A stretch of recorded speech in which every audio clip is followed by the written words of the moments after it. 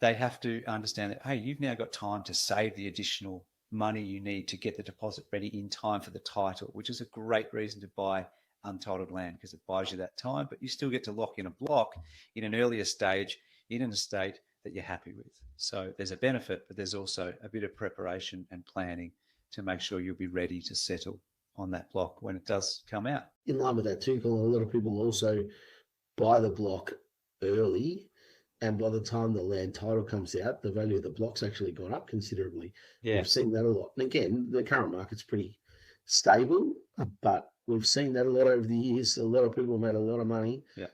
I know we've made money on doing that before. I think you might have done the same, mate, knowing that, you bought this block much cheaper than what it'll be worth when it settles. So yeah. It's, and it's a risk. That's, don't be buying it just because of that, but because it is a risk. But often you get some really good equity in your land because of that time frame that you've got up your sleeve.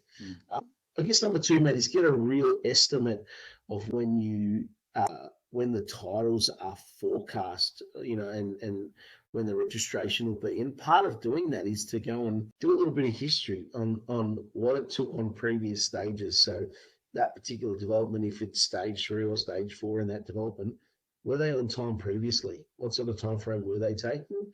It'll give you a good idea as to how well they operate as a business.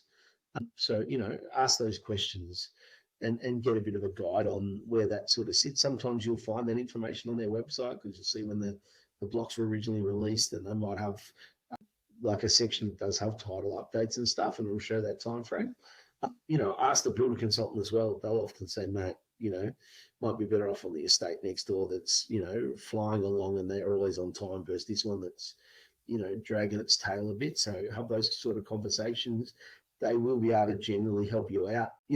I guess that helps you with your budget, in line with one, saving enough money and time, but also allowing for that contingency funds that you sort of need to have up your sleeve. If you don't have a bit of a buffer there, you're crazy, right? Like, make sure you've got a few dollars up your sleeve. And we say a few dollars, we're not talking $10 or $20. We're probably talking you want to have, a buffer of maybe 10 to 20 grand that just in case things go wrong, that you can sleep at night knowing that I've got this little bit of a buffer up my sleeve. So if you're borrowing to the last cent, then you're probably going to have some headaches if something goes astray. Yeah, so don't do